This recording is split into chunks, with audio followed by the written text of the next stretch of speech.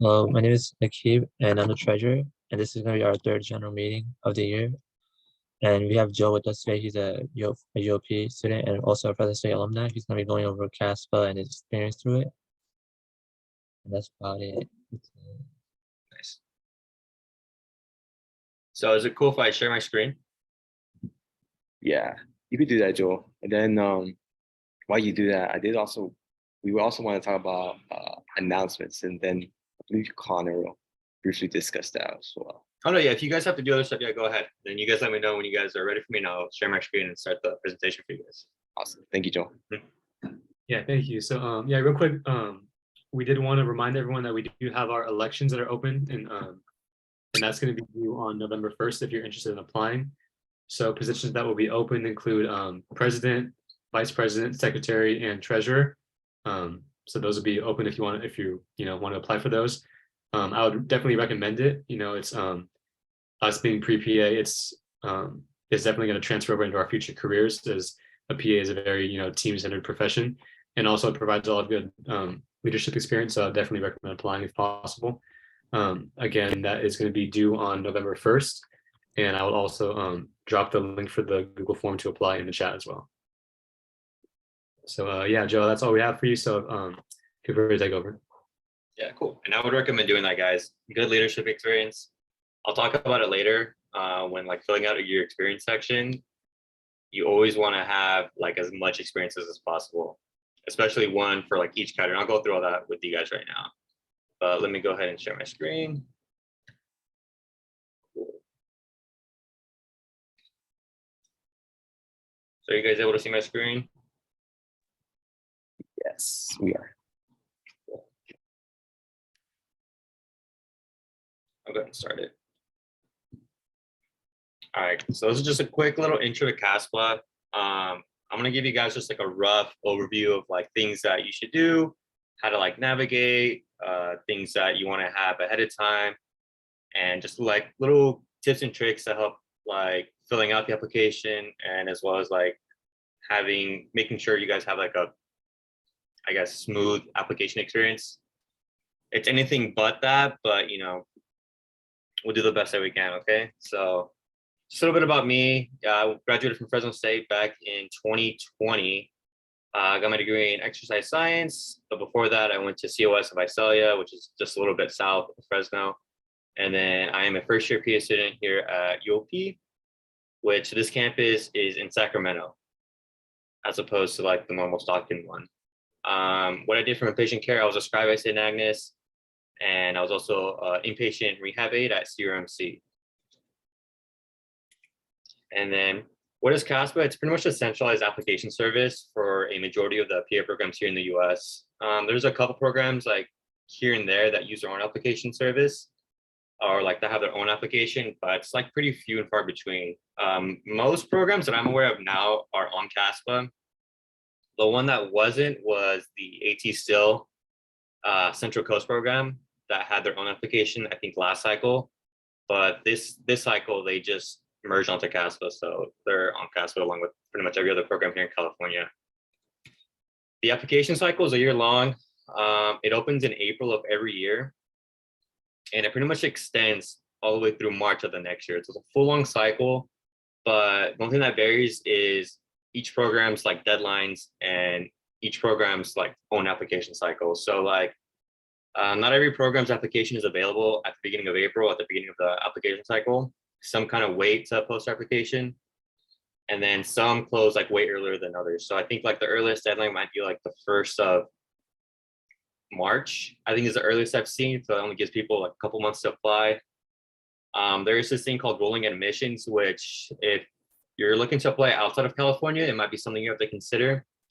But rolling admissions is pretty much where programs, as soon as they start getting applications, they start looking at them and then sending out interview invites.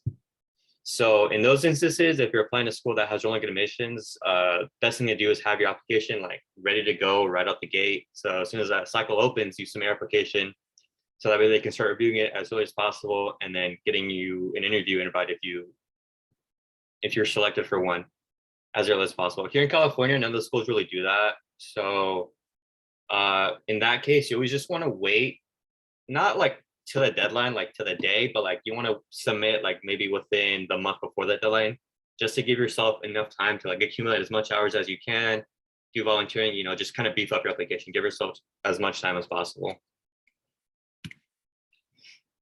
Before applying, pretty much just do your own research, like get a list of programs that you guys want to apply to, see if you meet the prerequisites for that program, see if you meet the GPA requirements, see if you meet the healthcare experience hours. There's like programs that you can pay for, they're like subscriptions that will do all this for you, but personally, I don't think it's a good allocation of your, finances, because this is also something that it's all information that's available to you guys. You just have to do your own research. It's a little bit time consuming, but I would recommend it. And then if you have like any questions or anything like that, programs are like really good about like answering questions. They always have like an email listed. So if you have like a class where you feel like it matches a prereq, but like aren't 100% sure, like make sure you keep a copy of the syllabus for that class and then just attach it and be like, hey, like I taken this class, I was wondering if it meets a prerequisite. And they'll get back to you, be like, yes, it does, or no, it doesn't. And you can go about it that way. But yeah, make sure you have your prerequisites, your GPA requirements, your hours lined up, and then just have your list of programs that you want to apply to. And then one piece of advice that I received that I found super helpful is like make a whole new email just for applying to PA school. So once you start applying, even like as soon as you make your application, like you're gonna start getting emails from like programs and CASPA itself. So if you use your own personal email, I'm sure you use that email for like a bunch of other things, and it's going to be super easy for like these program emails or CASPA emails to get like lost in everything else. So make your own email. It's super convenient, and everything that comes in is like high priority because the only thing linked to it is CASPA. So like everything to be notified, and it's super convenient. So I would recommend that.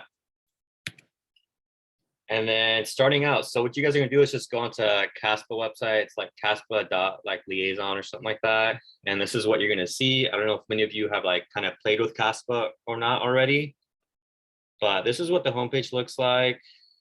Let's see. And then what you guys are gonna do is just create an account. For those of you guys applying next year or even like 2 years out, you can go ahead and make an account because a lot of stuff that you guys input it does get saved. There are several things that don't get saved like through each application cycle, and I'll go ahead and list those out for you guys a little bit later. But as soon as you make a profile or like an app per se, like all of your information that you put on there or most of it does get saved. So you guys can go ahead and like make one today and just start like playing with it just to get yourself familiar with it, which is what I would recommend. Once you input all information and like you create your profile, you're gonna come to this screen and it's pretty much gonna like give you options. It's like, hey, like I plan to apply to next cycle or the next cycle after that, or there's like an option that says I'm just like browsing. It doesn't really matter what you put on here. They're just kind of gauging, your interest as an applicant. And after that, it's going to take you here, which in order to begin the actual application, you have to add a program onto your app per se. So this was the first program listed, like I already talked about earlier, AT Sales Center Coast. So I just selected them. I would have selected UOP, but our application window is already closed. So you're going to go ahead and select, and then it's going to like add it onto your app as like a program that you want to submit your application to, and it takes you here. So this is like this screen, you can come back to at any time, but this is what's going to have all of the programs that you wish to apply. So they're going to be listed on boxes like this, and you can scroll down depending on how many programs you select. And it's also going to tell you the cost of applying to each of these schools. So that's like the first thing I'll get into, pretty much the cost of applying. It is not relatively cheap. We're all in college, like not making a whole lot of money, right? So it does kind of add up after a certain amount of programs. They usually recommend applying to 8 just to like broaden your chances of getting in anywhere. And as you can see, to apply to 8 schools, it's almost $600. So it's a pretty penny. So that's why you want to take the time to like make sure your app is the best it can possibly be, so that way you're not, applying to 8 schools and like getting rejected from each one of them just from like simple mistakes that could have been easily fixed on your app. So being super thorough on your application is super important. And then one thing though is there's a fee waiver for those who qualify. It's based on income. You just have to submit, I think I have a little thing. Yeah. So this is how you get to it, but you have to submit just financial verification. So like a W-2 or some tax transcripts. And if you qualify, then you get the initial fee waive, so the $179. And I mean, who wouldn't want to save $180, right? But the only caveat is when you apply for this, you have to submit your application within the next 2 weeks upon your approval of the fee waiver. So I would go ahead and wait on submitting this fee waiver application to the point where you feel like you're ready to apply, and then apply. And then if you get it, cool, you save some money, and then you go ahead and just apply the rest of your apps. Okay, so like I said, here's where you're going to go. If you see this little red diamond, that's how you get to the actual application for those of you who are interested in doing so. All right, once you like log on, this is what like your home screen looks like. It's pretty much divided up into like 4 separate screens: personal information, academic history, supplemental information, and then program materials. I'll kind of break each of them like individually so we can get like a better idea of what goes where. Starting with your personal information. Here we go. This is what it looks like once you click on it, and it's just pretty much just generalize all your information. So, you know, your release statement, this is something you just acknowledge, saying like, yes, I allow CASPA to like release my information on all these programs. Your bio info, so like your address and stuff like that, contact information, it's pretty straightforward. Citizen information, so if you're like a citizen or if you're a DACA recipient, you would go ahead and note that there. Race, ethnicity, family information, all that good stuff. Environmental factors. This one just there's like a little portion where you can write a short description of your childhood residency. So it's really short. You just have to like type in like where you grew up. Grew up in an apartment, grew up on a farm, grew up in a house, whatever it may be. Just put that in there. Don't really know why they do that. Maybe just for some stats, I guess.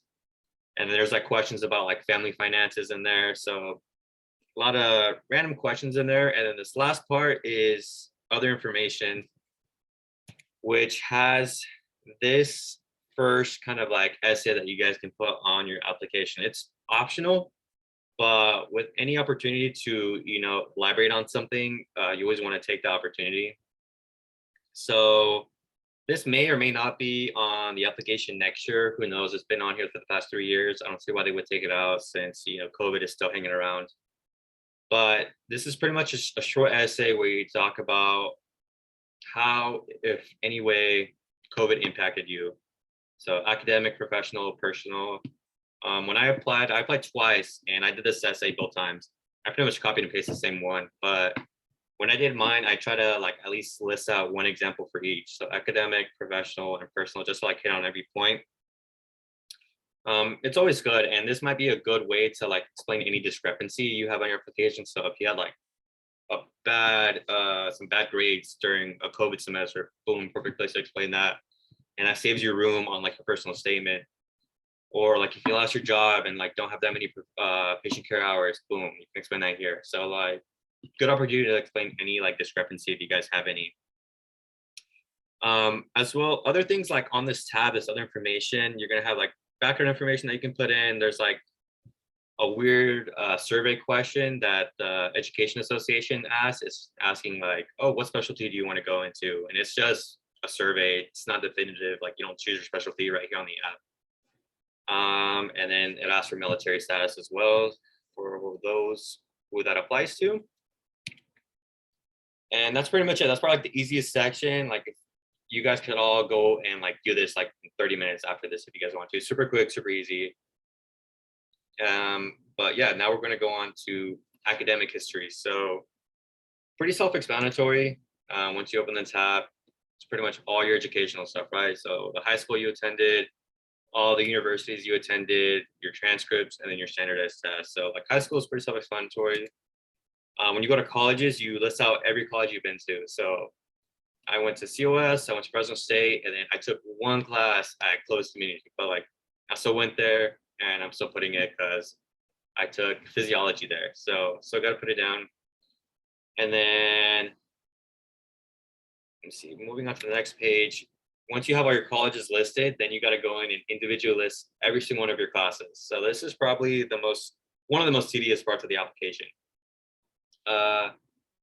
So have copies of your transcripts because you're gonna need to put like every class down, the semester you took it, categorized by semester, the grade you got, the units it was worth. So make sure you have all that information handy because this takes a lot of time. And one thing CASPA makes you do is categorize every class. And it can get tricky if you're like a science major. It's pretty straightforward. Your classes fall like under like physics, biology, chemistry, and it's pretty straightforward. But for someone like me, who is an exercise science major, which is not a full-blown science major, but some classes are kind of science-based. Some CASPA might not see it as science-based, so there's like a lot of gray area. So in doing that, you want to reach out to CASPA and be like, hey, like from exercise physiology class, like it was a pretty like physiology based class and I wanted to count towards my science GPA. This is something you want to reach out to them for and be like, hey, I'm placing under this, and like they'll verify it for you and be like, yeah, you can put it there.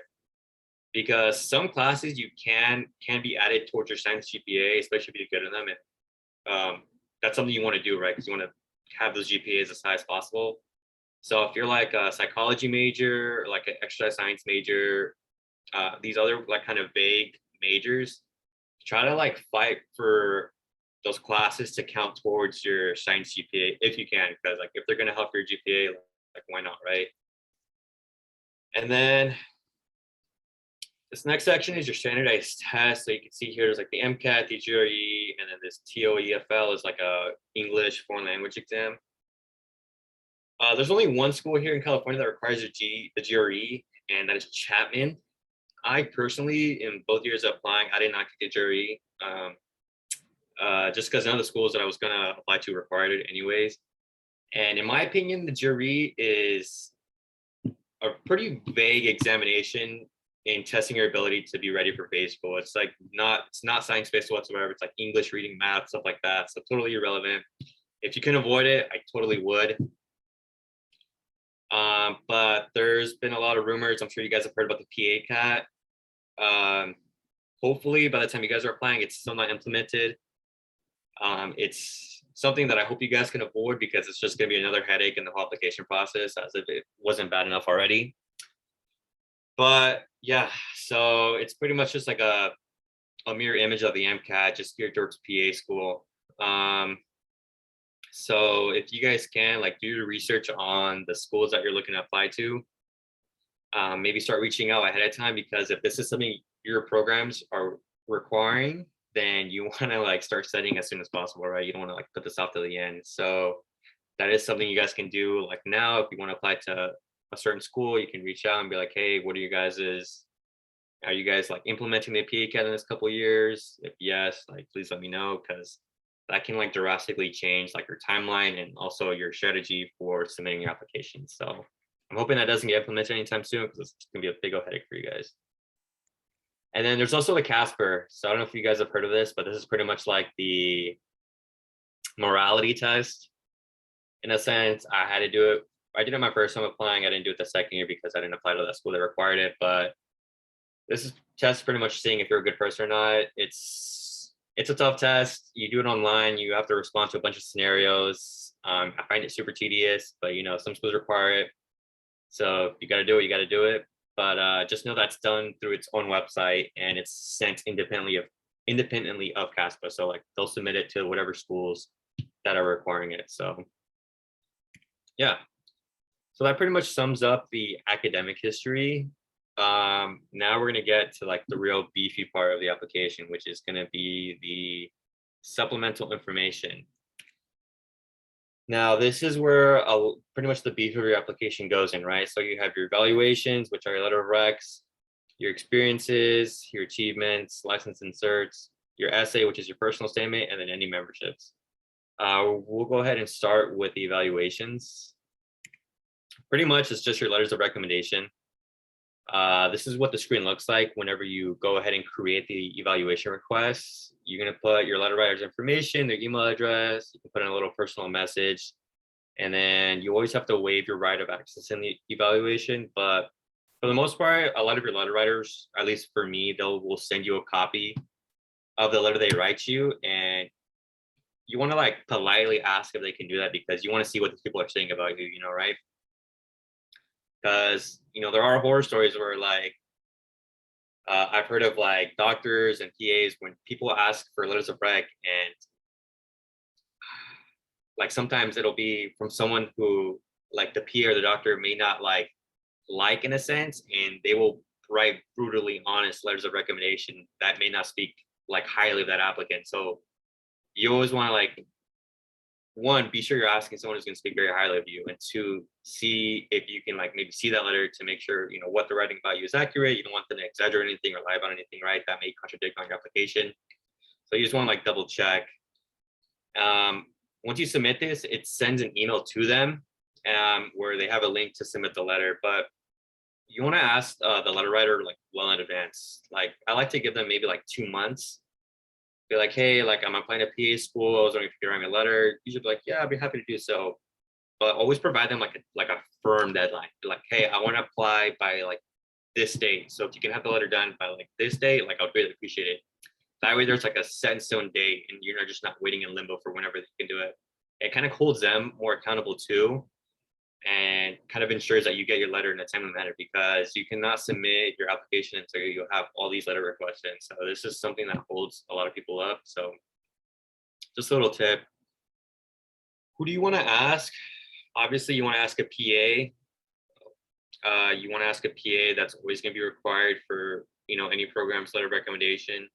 But you can ask an MD/ADO professor, and then manager who can speak to like your work ethic.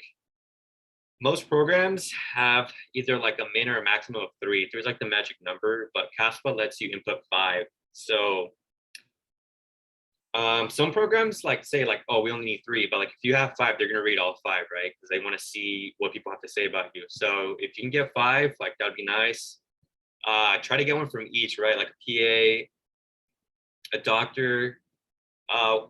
A doctor would be a good one to have, because at the end of the day, our profession involves working side by side with physicians, right? So if you show a physician that you have good work ethic, or like if I'm like, for me as a scribe, like I work directly with doctors all the time, and like if you mesh well and you ask him for a letter, be like, oh yeah, man, like he wants to be a PA, like I would love working with this guy as a PA, like they can attest to their excitement to work with you and have you as a colleague in professional practice, so they can really boost your app.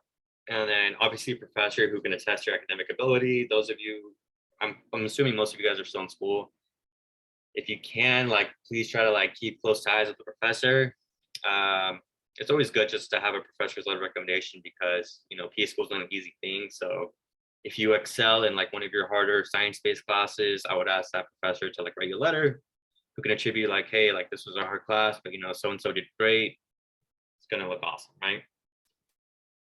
And then a manager. This is like optional. I had a manager on my application just because they could attest like who I was as a person, like my work ethic and stuff like that. It's like I thought it was like a bonus letter, and if my programs read it, cool. It only like added to my application as a whole, but it's not like a make or break part of your application. I would just, if anything, try to do professor or PA, doctor if you can. If not, do like 2 PAs and a professor. I think that's like the good combo right there to have. And one thing too, like if you set it, like this makes you, if you can see right here, like they set a due date for you. But just because you set a due date doesn't mean the person's always going to submit. But CASPA lets you send reminders. So if, like your letter writer's like lagging a little bit and like they're not responding to you, like just send them a reminder, and like they'll get another email saying, okay, turn in the letter. All right, now here is like pretty much the beef of mostly everybody's applications. It's going to be the experience section.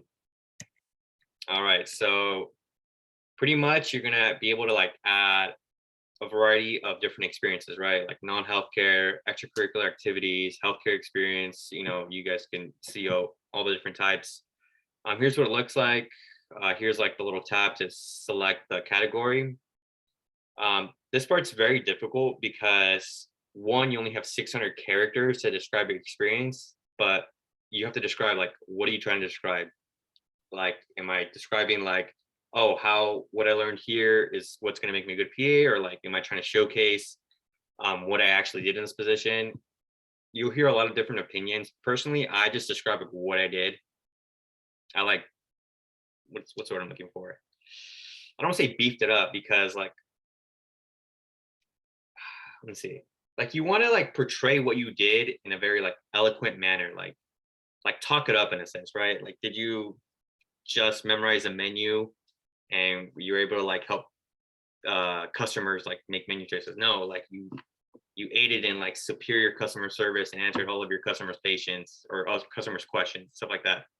So you want to like make sure that you can like eloquently present and elaborate on each of these experiences. And just a little tidbit, like please save contact information from like every experience you have.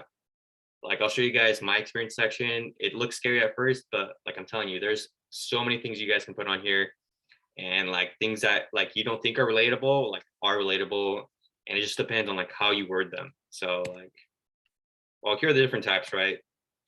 Non-healthcare, extracurricular activities. So for like you guys in the pre-PA club, boom, like this is an experience in itself, right?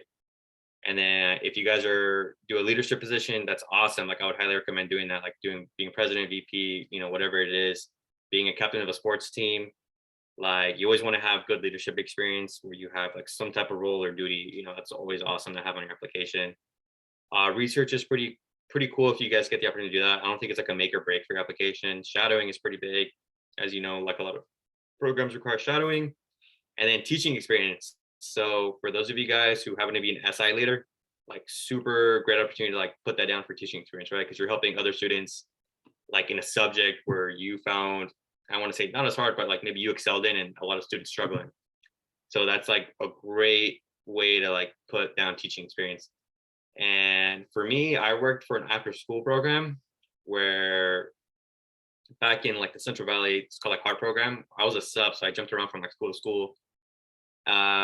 And I just had a class of kids for like 4 or 5 hours, and I pretty much got to do whatever I want with them. So, you know, I was taking my classes at the time. So I had the opportunity, I would just be like, all right, teach these kids like random facts about biology, anatomy. So boom, good teaching experience right there. So it's always about like how you kind of present your experiences that's going to like really help you. And then volunteering too, it can be medical or non-related, medical or non-medical related. Oh, and if you guys have like any questions throughout, like feel free to stop me. Like I'm happy to answer any questions. I feel like I might be going a little bit fast, but that's because the application is pretty thick. So, but if you guys have any questions, like feel free to interrupt me. Like I'm happy to like explain anything or go back and elaborate on something. Okay. But yeah, this is what my experience section looked like, right? So whole lot of stuff here, right? But like, look at this. Like my dad's a contractor and he took us to work every summer, but I still put it in there, right? I was a server at a restaurant, put it in there. I was a captain of a Sunday league soccer team, you know, not that serious, but boom, put it on their leadership experience, co-captain. You know, like you guys can find a way to like kind of just configure any experience in a presentable manner and pretty much just show like what you gain from that experience, right? So just think about it. You'll be surprised with what you guys can actually put down. And like the more the merrier, right? It's just adding on to your hours. I have some examples of what I put because you'll hear mixed responses about like people putting down like paragraphs like I did or bullet points. You could do either or. I don't think there's a strong preference between programs, but one thing I will say is make it consistent. So if you're gonna like make one experience bullet points, make all your experience bullet points, right? And then just the one caveat with bullet points is formatting, because it may look a certain way when you type it into your application like this, but I'll show you the format and what your application is presented to as programs, and it's completely different. So the formatting can get messed up between here or there. So I'll show you how to check that before you submit, but you always want to be aware of that. The formatting could be weird. But yeah, so like here's my scribing thing. You guys can go ahead and read that. Like you pretty much just want to like present it in a very professional and eloquent manner, right? You want to make yourself sound, you know, good as heck, make it sound like you did a lot, and make it sound like, you know, you really like benefited from this experience. And then let me see. And this was like a good shadowing one experience. I picked this format up from, I think, I think some guy he graduated already, but he gave me this format. So putting down or like having to explain shadowing is kind of a weird thing to elaborate on, but like pretty much you list a setting and pretty much just list out like what you saw. Like I saw the provider like interact with patients. So I'm doing exam, physical exam, eye examination, slit lab, like all this stuff, like a psych exam. I saw him like order these tests. I saw him interpret these tests, and then like the populations like that he saw, right? So that's what you want to get at. At least that's what was told to me, and I thought it was very helpful. That's like what you want to describe in your population, in your experience for your shadowing, right? Because that's the whole point of shadowing. Like, what are you seeing? And this pretty much sums it all up, right? This is like literally what I saw shadowing. And here's the description I put down for like working with my dad. So like carried out labor and administrative related tasks assigned by the head contractor, worked in a variety of construction fields, including plumbing, electrical, you know, yada, yada, yada. These tasks included like labor, service, like, right? Like you wouldn't think that like I did that as like a kid, right? But like, no, it's like in a professional, like professional terminology. Yeah, that's exactly like what I did, right? Like payroll. How did I do payroll? My dad was like, hey, go get this guy's check. Boom. That's payroll, right? Task distribution. My dad would be like, hey, you and your brother go do this. And I'd be like, all right, little brother, I'm gonna do this, you do this. Boom. Task distribution. Right? So it's not always about like what you do, but like how you present it, you know, to these programs, right? So kind of get creative with it. The last parts, so like your achievements, your license and certs, and your memberships, like achievements, like your awards you've received, any honor. So if you've already graduated, if you're like graduate cum laude, magna, summa cum laude, go ahead and put that on there. It's huge. If you guys have received any scholarship like ever throughout your college career, put that on there. That's always a good thing. If you guys were involved in any research or involved in any of your publications, that's on there. You know, that's always good too. Your license and certs. So like if you are BLS certified, if you have like an MA certification, or if you're EMT certified, you can always put those on there. And then memberships. This is like controversial, right? Like it'd be great if these memberships were free, but they're not. They cost like $100 for like the full year. And like, you know, being in your guys' position, like you guys are going to do, and I, you know, that was me too. Like, I'm going to do everything I can to make sure my application is like ready to get me an interview, ready to get me in. Right. So like I did it. Do I think it like made or break my application? No. I think it's something that we just have to do, like being pre-PAs. It's annoying because it costs so much money, but you know, at the end of the day, whatever we got to do to get in, we're going to do it. Right. So that's my 2 cents on that. Personally, all I did was CAPA. I didn't do the American one. I just did the California association. So yeah.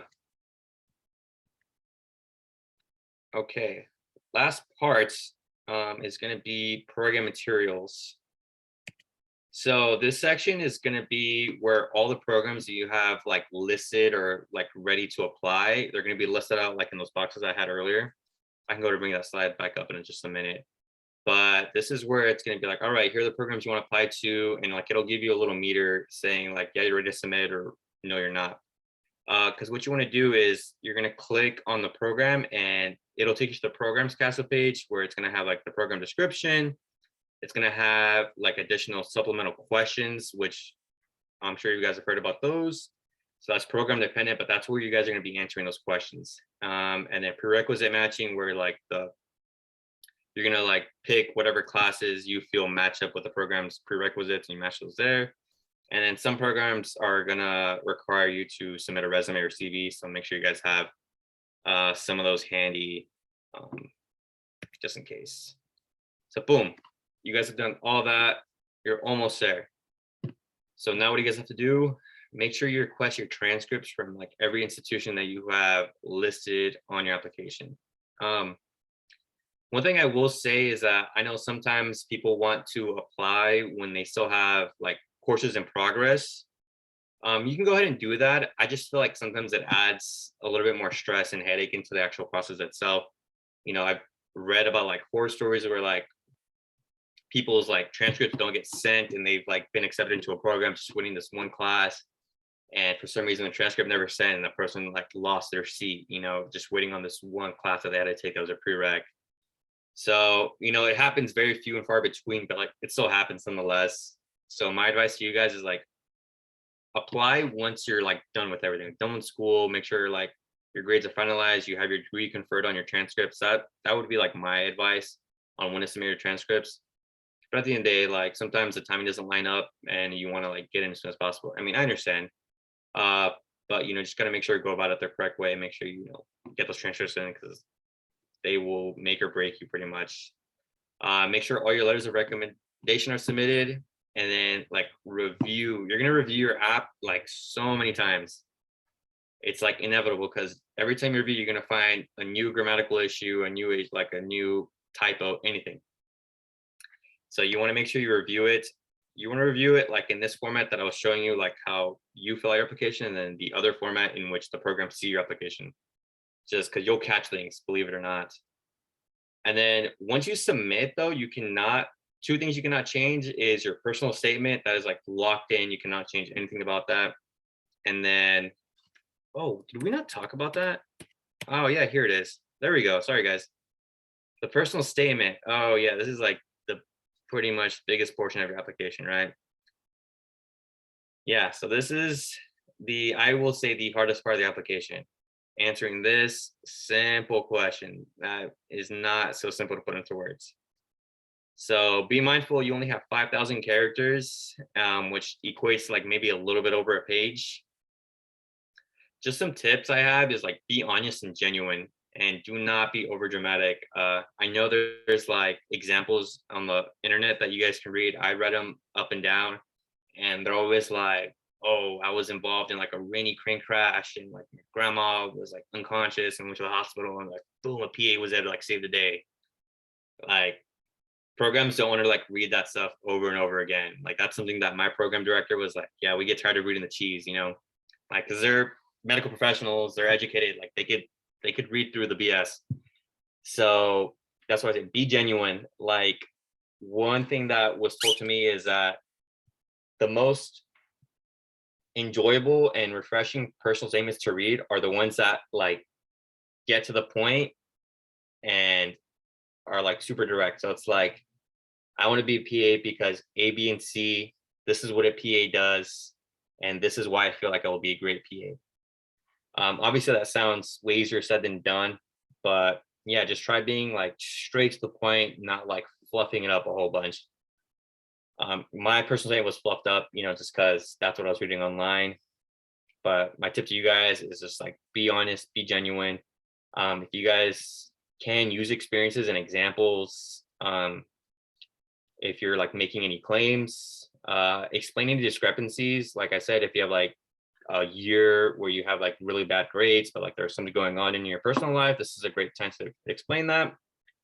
And like I said, like find the perfect combination of elaborating, but also being direct. But if anything, like be more direct, because you only have a limited amount of characters and you want to like make sure you get to say everything you want to say. If you guys are for whatever reason bored and have nothing to do, like start drafting your personal statement, because it will change as you go on. Like you're gonna read other people's and be like, oh, I really like how you said there, so I really like that you went like with this approach, right? So like start drafting, and it's gonna change so much by the time it's ready for you to submit it. But start now. It's probably the hardest thing you'll do.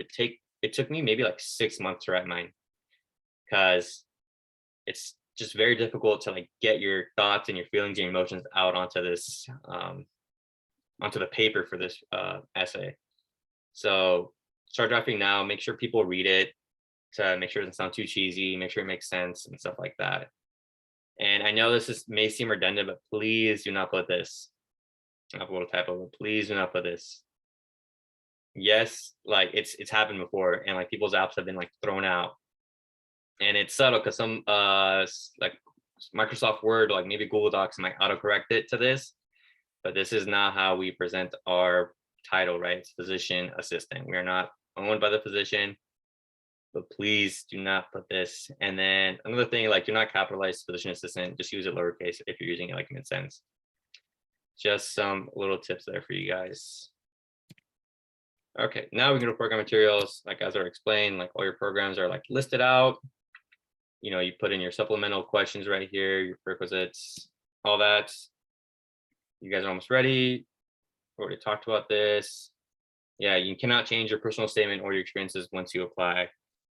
So once, like I've heard stories where people are like going through filling out their application and they want to like check off everything. So like maybe on an experience section, they'll put in like, okay, like do later, because they want to like put in the experience description like a later time, and will completely forget about it because as soon as you type something in a text box, the application is like, all right, cool, you have like text in here, like it's ready to go, and it'll like mark off as complete.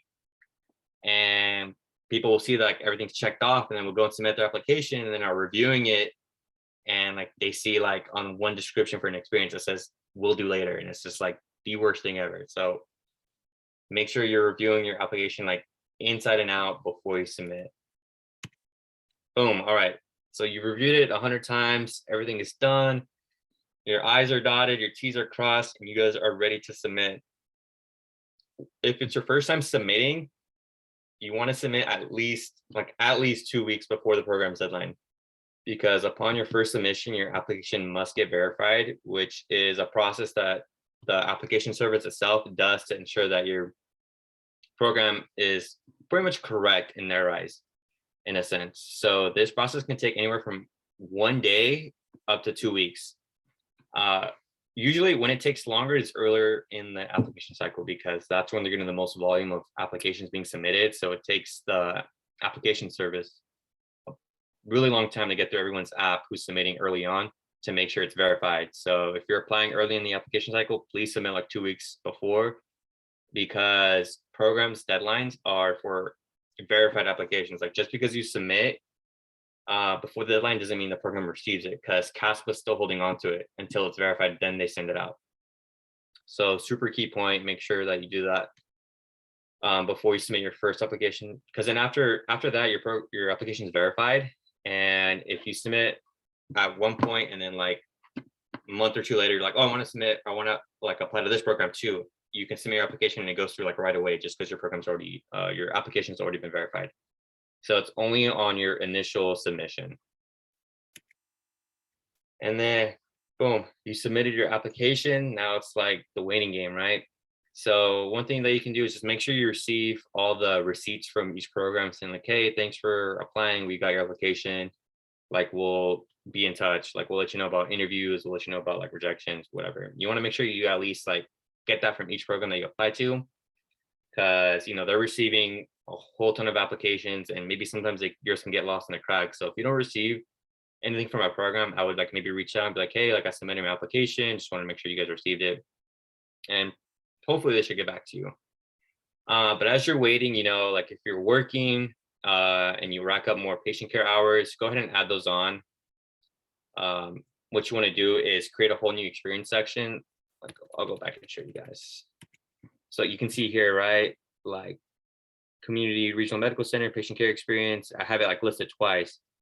So this one is like the one I had initially when I first submitted my application, but then like I worked maybe 2 months and racked up like maybe another 500 hours or something like that. Like I want to put those on my app, right, for when I apply to other schools. So you just make a whole new experience. You quantify the hours you worked within the period between you submitting your application initially between what you have now.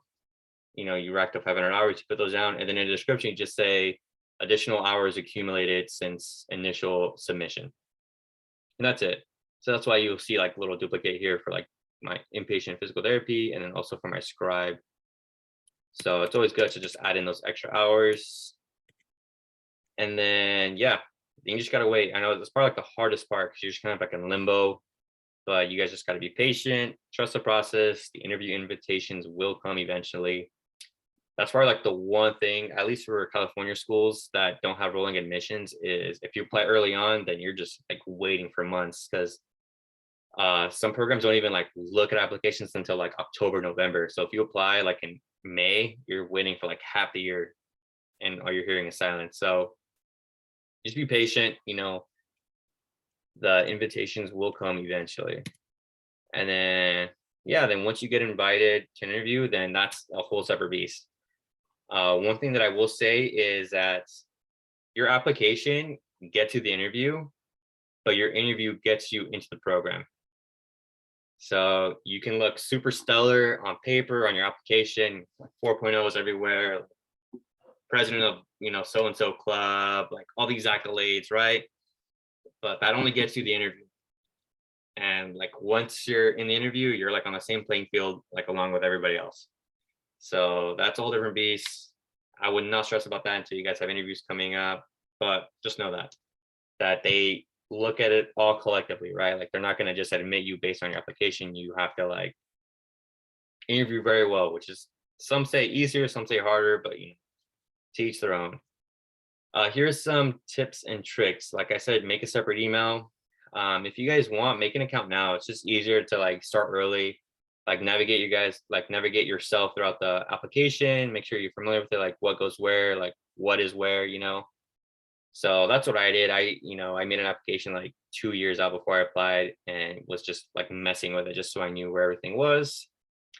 Start your personal statement early and have 2 to 3 people look at it max, because you don't want like 5 or 6 people looking at it, because then they're going to be giving you all kinds of different viewpoints and your personal statement is going to be like end up not being you. It's just going to be like 5 or 6 different people's opinions. So just have 2 to 3 people look at it. Preferably like have PAs look at it, right? Because like everyone who's a PA in recent years has had to do a personal statement. Professors, like maybe some science-based professors, even like an English professor, they might be helpful in like helping you like produce like a personal statement. And then friends who are also applying, this is huge. Like I shared my personal statement with like people that I was playing with at the same time. And it's good because like you can see like where their approach is on their personal statement, and you're like, oh, I really like that. Like I like how you opened up with like this example, or I like how you opened up with like what you think a PA is, or like what a PA does. So it's always good to like share your personal statement and have other people look at it, because then you can get like different approaches or different ideas on how to approach the actual personal statement. One thing too, like write all your experiences and descriptions in a Word doc or Google Doc. Because like I said, if you guys make an application now, when it transfers over to the new cycle, like a lot of your information does, but the personal statement doesn't, and your letters of recommendation don't. Your experience descriptions do, but the personal statement doesn't. That's the most important thing. So the only place you have your personal statement is on your application. Make sure you have it saved somewhere else, because that thing will get deleted and you will not get it back. But also you want to type out all your descriptions on a different platform, just because the autocorrect is like non-existent on CASPA. So you can type stuff out and it could be totally grammatically wrong, and it won't notify you, it won't give like the little red underline, it won't do anything with that. So make sure you write your stuff elsewhere, make sure you like autocorrect it, make sure everything's grammatically correct, and then copy and paste it onto CASPA. But be careful, and you want to make sure you double check, because sometimes if your description is over the character limit and you paste it, it'll like chop stuff off the end. So be super mindful of that. And then review your application multiple times in the standard view, which is like the view that I was showing you guys throughout here, and also the downloaded format as well. So I was actually going to show you guys how to access the downloaded format, just because it's kind of hard to get to sometimes. Oh, continue working. So like this is, you guys can see my screen, right? Let's see, I can't see you guys. Can you guys see my screen? All right, cool. So like here's what the application looks like. This is where you go to submit. Oh no, it's gonna make me sign back in. Yeah, let me sign back in.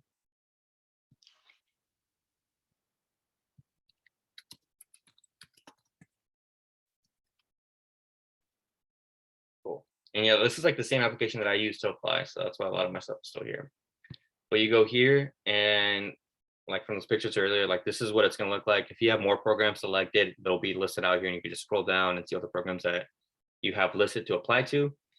But this is what I mean on the like application view. So you download your application, and this is what programs see. This is the format that they see. So it's like a big old scroll. You see 21 pages. So this is where you really want to like fine tune and like read every single line, because this is what the programs see. And you'll be so surprised as to like how many like typos or like grammatical issues will pop up on this view. So this is what it looks like all your grades are here. like this, and then all your experiences. Boom. This is where, and you see how it's like a little bit different. So if you guys do like the bullet point format, you can see how maybe like grammatically like that might show up a little bit twack on here. That's why I always say just write it out like in like the little paragraph form. It makes it easier. It's like ensures that like formatting won't be an issue. But you know, I understand some people just want to use bullet points because it's easier. You can get straight to the point. So make sure when you're doing your formatting, like come to this view to like see how it looks like. And yeah, you want to like read this through and through because this is exactly what the programs are going to see. But yeah, that is the end of my presentation. So I can go ahead. We'll stop. How do you stop sharing? I'll share. Yeah, it's like at the top, like at the very top, right next to, I think, your screen, right by the camera. If not, let's see. I think I could do something. Okay. It's fine. I mean, I don't mind leaving it. It's no biggie. I'm always on the other side of Zooms anyway, so I don't know how to. Oh, here we go. Stop share. Cool. After video. Yeah. Awesome. Thank you, Joel. Really appreciate it. It Yeah. was very informative. Kind of made me stressed. Yeah, I know. But It's stressful. Like it's because like so much goes into it, so that's why it makes it stressful, right? So like just try to stay organized. There's like spreadsheets online that you guys could like use to like help organize all your hours, all your grades and stuff like that. I would recommend that just to like stay organized, and you can have like at least something to refer to like see, oh, I have like this many hours and like I need this many more hours. So yeah, it's a lot, but like, you know, if you guys are still like a year or two out from applying, like just keeping like tabs on like what you do now. If you guys aren't working, then there's no need to worry about it. But like, especially like those hours, like it's such a pain, like backtracking and like counting. So like start counting from now, so you have at least a good idea of how many hours you're gonna have by the time you apply, because that's also a big factor too. But a lot of times, I will say like the big things programs look at are like the big three, right? Like your GPA, your hours, and then if you meet the prerequisites. So like it's like the big three. Everything else is kind of like a plus. Obviously, like my advice is like try to like have the highest GPA possible, try to have as like many hours possible, and like try to meet the prereqs, but that's not always possible. And you know, as long as you meet the requirements, like hopefully like the program gives you an interview. That's usually how it goes. So once you have the interview, it's like a different ball game. And that's like a whole nother animal that I don't want to stress you guys out with now, but like, yeah, it's something that you guys can start preparing if you guys have time, but like honing in on interview skills, because you will not believe like how hard it is to talk about yourself. It is extremely hard, and especially doing it in a way that doesn't sound fake. So like I remember I did multiple interviews at like twice, and like after the first time I got like really good feedback on, not from the people I interviewed with, but like people I've practiced with. They're like, dude, it's like total cheese what you're like spewing out. Like it doesn't sound like personal, it doesn't sound like genuine, you know? So it's like you want to make sure you practice that stuff too, because it's part of like the interviews will get you into the program. Because you know, you can have like the best grades, you can have like the best experiences, but if you're not like sociable, if you're not very personable, like programs are going to sniff that out, and they're not going to want those type of people in their programs, right? Like we're this occupation, this job is very collaborative and personal. So like with our patients, we got to like, you know how to talk to them, but we also got to like know how to work with our colleagues as well. So it's a very, what's the term I'm looking for? Like they look at like every aspect of you guys. So just be aware of that.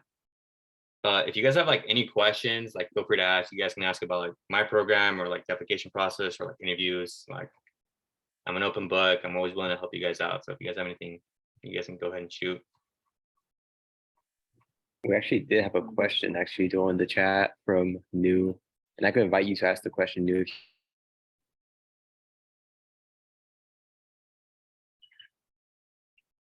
Or if you can't, I could say. Oh, yes, I can. Yeah, I was just asking, can you tell a little bit about the interview process and like what kind of question they're asking you? Like, I know sometimes they can add on like scenarios. So it's like sometimes it could be like a group panel. So what is kind of like a interview process look like? Yeah, so I interviewed at like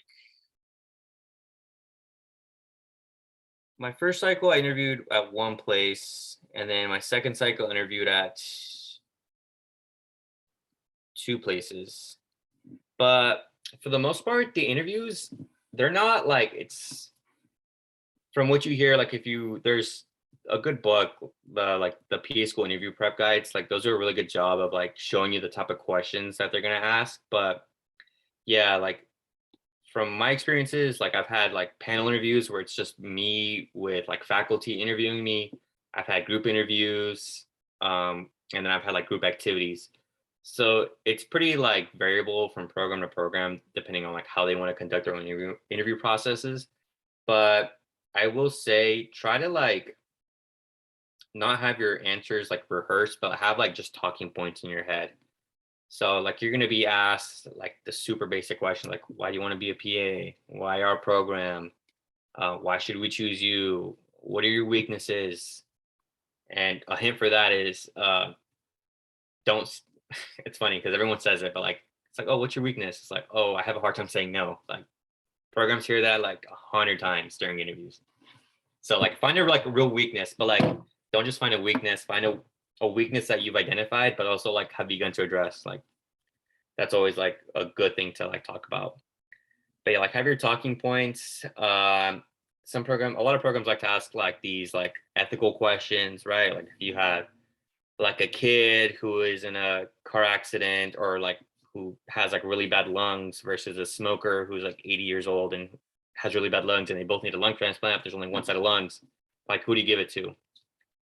You know, there's like stuff like that like they just trying to see where you are like morally and ethically. And there's books that like help you answer those questions and like help you take good approaches. But for the most part, like these interviews are just to like gauge the type of person you are. From my experience, the whole interview itself, like if you have an in-person interview, if you have like interview on Zoom, kind of like different, but if you like an in-person interview, have the mindset that like your interview starts like the moment you walk in the building, because like these faculty and staff members are like not only like listening to what you say, but they're like observing each and every single person who's interviewing, like how they interact with the other applicants, how they interact with like faculty and staff. Because at the end of the day, they want to make sure that the people they admit to their programs are the people that they want to be around, or people that are good people. Because you know, those programs are like 2+ years long, and at least for the first year and a half or so, like you're seeing these people like day in and day out, right? So they got to make sure like you're a good person, that you're genuine, that you're nice and stuff like that. So yeah, I can go like on and on interview stuff, but like I wouldn't stress yourself about it now. Like worry about your application. And then once you submit, then like maybe like go buy one of those books. I think there's one by Savannah Perry, which I heard is really good. I got the interview. I still have it. No, I don't. I got the one by like Andrew Jodikin, I think is his name. That was a really good one that has like a lot of good examples. But yeah, like if I would recommend starting off with that, and then also practicing responses with either like really good friends who know you, or like coworkers, or like, you know, people here within the PA club who can like tell you like, hey, that's a good answer. Like, hey, no, that sounds like complete cheese. Like, we gotta like work on this, right? You want people that are gonna be like honest with you, because then that can help better your answers for when it really matters. So yeah, that was a super long answer to your question, but there's like a whole bunch to go into with interviews. But yeah. Thank you. Mm-hmm. Oh, sweet. Yeah, I did have 1B lab with Vasquez.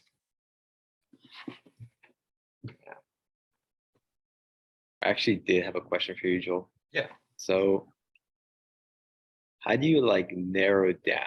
If you meet the prereqs, for like programs. You don't want to apply to too many, obviously, or too little. How did you personally like narrow down like which ones you apply to? Because I know they differ, obviously. Yeah.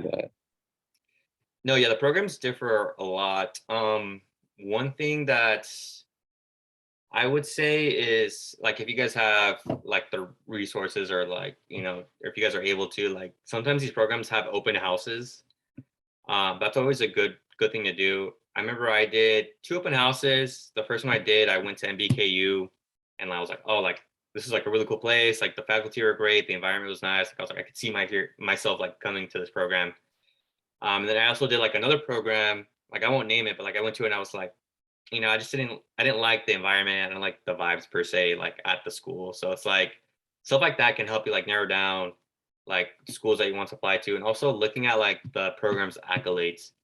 So one thing that you guys can look at too is PANTS pass rate, which is it's just a stat that tells you like of the students who graduate this program who go on to take the PANTS, which is the certification exam, how many of those students are passing the first time around from this program.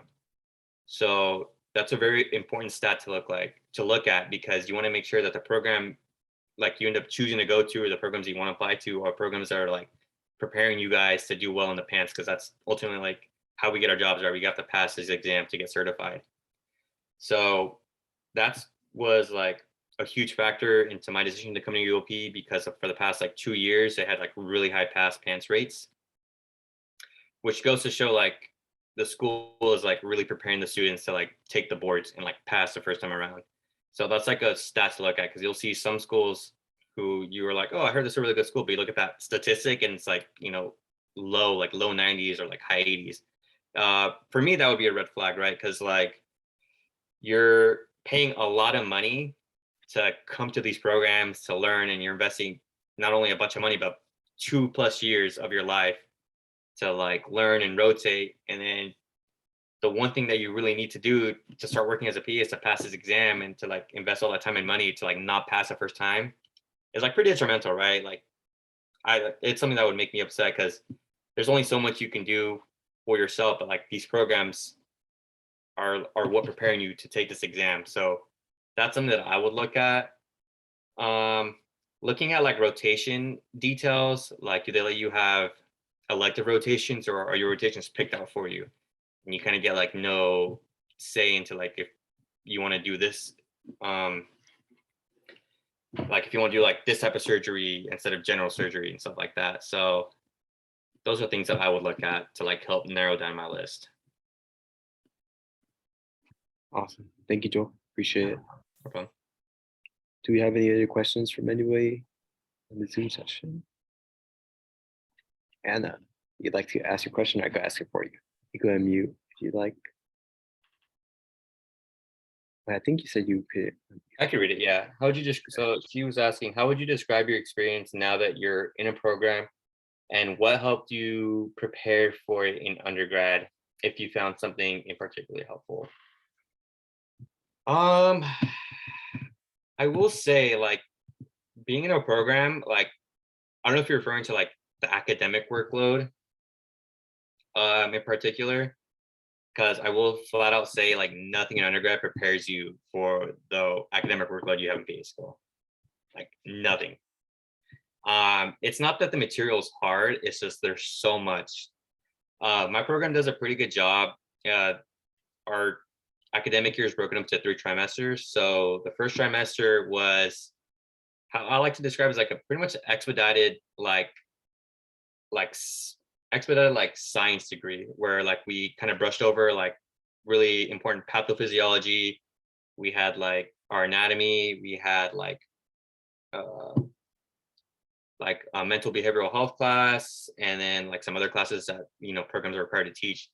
But it was we didn't have any medicine that first trimester, which was nice. Annoying because like you're like, oh, I'm a PA, so I don't learn medicine like right out the gate, right? But like it was nice because it prepared you for the actual medicine courses that I'm taking now, and also that I started in my second semester. Because yeah, it's nothing, the information is hard, it's just it's so much. Like nothing in undergrad, unless you take like maybe like 25, 24 units. But like no workload that you have in undergrad like kind of equates to what you get in PA school. So it's just like learning how to handle being or like having all that information thrown at you, because like we're in class from like there's one day, and it doesn't happen too often, but there's one day we're in class from 8 to 5, and we went through like literally 800 slides worth of PowerPoints. Like, I don't mean to scare you guys, but like, you know, that's the reality. And then like that'll be like on a Wednesday, and like all the information that we just got is on an exam that's on the following Monday. So it's like a 5-day turnaround, right? But it's possible. Like, you'll be so surprised how you acclimate and how like you adapt. Like I remember in undergrad for like, I think like a chemistry or even like an anatomy test, I'm like, I need to be studying like a week out in order to for me to feel prepared. But like in PA school, like you're getting a bunch of information like 3-4 days out from the exam. But like you just kind of like acclimate. And so like you get more efficient with your studying. Like I used to be in the library, like as soon as I get out of class, come home, eat really quick, in the library till like midnight studying. But like now, like we just finished the module yesterday. We're on a new module today. We had like a bunch of lecture on like a module that we don't have a test for in maybe like 3 weeks. But I have like another exam on Friday that I haven't started studying for, but it's a pharmacology exam. But you know, I'm gonna start studying tonight, maybe for like an hour or two, and then I'll be fine because I know I have like tomorrow and I'll have Thursday to study. But like I know I'll be fine because like I've like developed my own like study habits and my techniques that to where like I know how much time I need to allocate in order to like feel comfortable to pass these exams. So I wouldn't worry about like straining yourself in undergrad. The only thing you should worry about is like getting the best grades possible. That's my advice. And then once you graduate, boom, relax, do nothing, just work. Don't be like, oh, what can I do to prepare for PA school? Like nothing. There's nothing to prepare for PA school. Like it's stone beast. So enjoy your time. But like even like study habits, they change. Like I would write like handwrite study guides, but you know, there's no way I'm doing that now with 800 slides of information, right? So if you guys can like maybe just dabble in like different study habits, that might be something good to learn. I think it took me like a couple months to like really hone in on like how I need to study in order to feel prepared for my exams. So, but that'll all come with time. Yeah, I didn't mean to scare you, but like I just want to be like upfront with you guys. I don't want to like sugarcoat anything because you know that wouldn't be very nice of me for when you guys come in and like are just overwhelmed. So this little sneak peek. Awesome. Thank you, Joel. Mhm. And then, I know we're a little over time, so I'm not sure it had to be somewhere, but if anybody has any like last minute questions for Joel, Yeah. No, I have you like guys can speak. yeah, I have nothing going on, guys. So if you guys have any Okay. questions, like, I'm always happy to answer. Awesome. But yeah, if anybody has any other questions for Joel, feel free to ask or put them in the chat.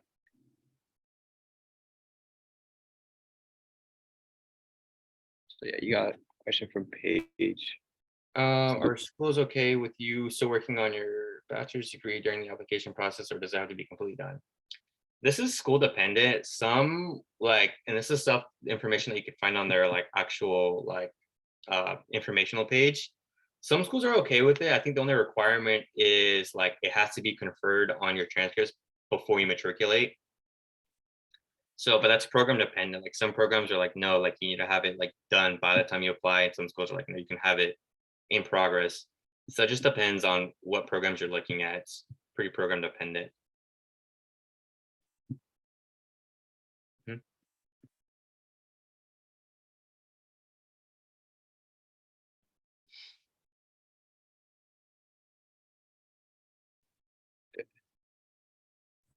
I had a question. So what is like the teaching style at UOP? Because I heard like some programs, they're like more independent and then you come into class like once a week and you discuss it. So I wanted to know how the teaching method was.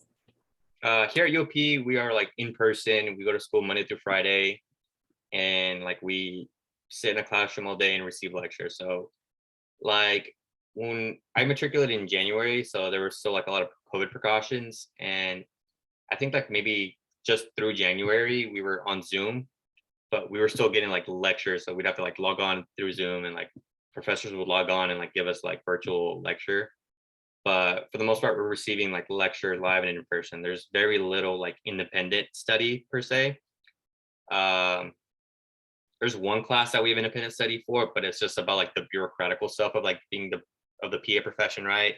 Like malpractice insurance, billing and coding, like that stuff that like maybe they'll give us a lecture on here and there, but a lot of stuff like we just do all our studying and stuff like that independently, because it's not like really like, it's important, don't get me wrong, but it's just like there's other stuff that they want to allocate classroom time for. So yeah. Great, thank you.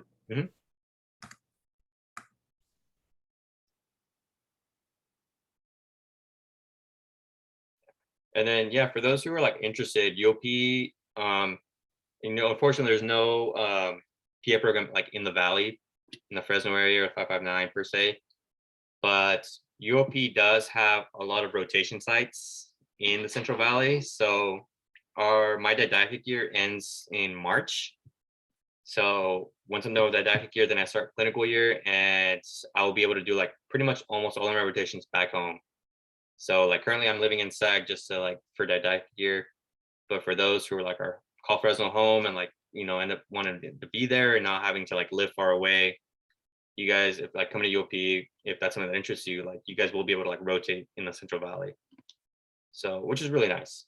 And plus Sacramento is only like 2.5 hours away from Fresno. So like I go home all the time, like when my schedule permits, but like I go home a lot and like just spend time with my family and stuff like that. So I think it's good location, and then like the whole rotation site location being in the Central Valley is like super nice too. So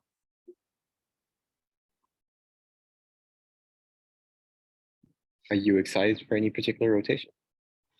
I'm excited to start rotations in general. Man, it is. Yeah, you won't believe. I feel like I've been in this program for like years now, but it's only been like 9 months. So yeah, but I love it though. Like it's hard, it's challenging, but like, at the end of the day, it's for a right reason, right? Like we chose for this profession for a reason. So you just got to make sure you stay motivated each and every day and just like have goals. So like right now, my current goal is like make it to clinical year, right? Because getting to talk to like people in the class above me, it's like clinical year is like, it's like the end zone. It's like the end game for the meanwhile, right? Because like once you get there, then you're just applying everything that you learned in your didactic year. So looking forward to that. Yeah. Nice. That's awesome, Joel. I'm really happy for you, especially Fresno State alumni. Like it's a small school, compared to other schools, and like it's not many pre-PAs or PA students that come from here. So we're glad to have you, on Zoom and speak to the club and such. Yeah, no problem. I'm always happy to help you guys out. And like, fun fact, I have there's 2 other people in my class who also went to Fresno State, and Wow. yeah, I also worked with them at St. Agnes. Like all 3 of us were scribes. So Nice. It's really cool. yeah, so it's like, yeah, there's people from Fresno State getting into programs everywhere. So I think when I was at Fresno State, they didn't have the PA club. So this is gonna look super good on your guys' applications. It just shows you guys are like dedicated and motivated, and it's just another thing to add on to there, which is super awesome. Awesome. Thank you, Joel. Really appreciate it. And I think that'll be the end of today's meeting. So yeah, once again, Joel, we really appreciate it. If we could share your contact info, like your email with any of the members, would that be okay with you? Oh yeah, of course. Yeah, I'll put my stuff in right here. Awesome. Thank you, Joel. And yeah, we're really glad to have you. It was very informative. As I said earlier, it kind of stressed me a little bit, but I mean, it's a good stress, It's like a motivation stress, many things. Yeah. No, it's a lot, like, but don't let it overwhelm you guys. Like those of you, like most of you aren't playing anytime soon. So like now is like a good time to just start like dabbling in it, like just getting used to it, everything now. So that way, like when boom, and like April comes and like applications are open, like you guys have at least a majority of it done and like ready to go. So it's not that stressful. Yeah, let me put my email. I'll put my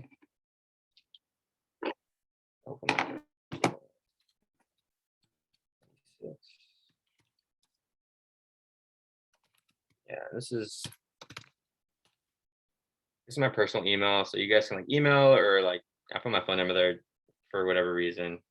But yeah, reach out. Like I'm always happy to help, especially from like the Fresno area. Like it's always good to like kind of like help students like get out of the valley, right? And like branch out and like get into the program since there's no program in the Central Valley itself. So UOP does consider like the Central Valley like an area of preference for its applicants. So, and I don't mean to like preach UOP like up and down, but I think it's a super good program. Like if you compare it to like other programs in California, like UOP may not have like that big name like UC Davis, like USC, like all these other schools, but like at the end of the day, employers aren't looking at like where'd you go to school, right? They're looking for, are you competent? Did you pass your boards? Are you ready to work? That's what they're looking at, right? And UOP is like pretty notable for producing like really competent PAs. So that's something just to throw out there for you guys.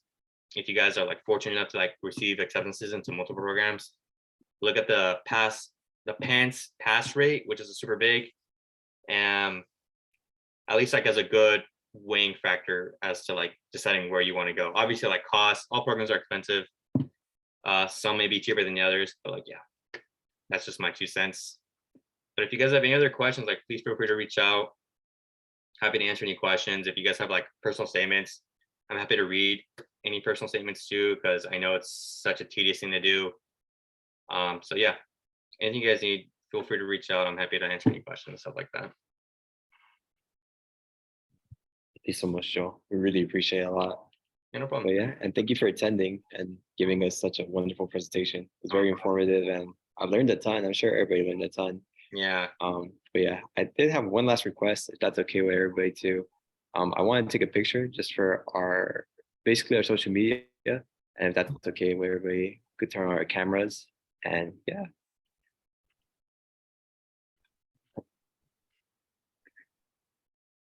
So I'll count down in a couple of seconds. Okay. So 3, 2, 1.